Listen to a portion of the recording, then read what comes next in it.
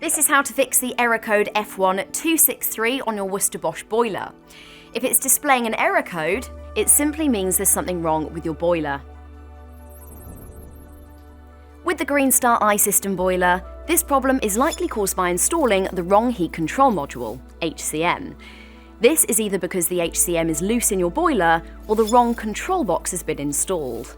First, let's try resetting your boiler. If the error is still showing after you've pressed reset, then we'll need to look a little deeper, and this isn't something you can fix here.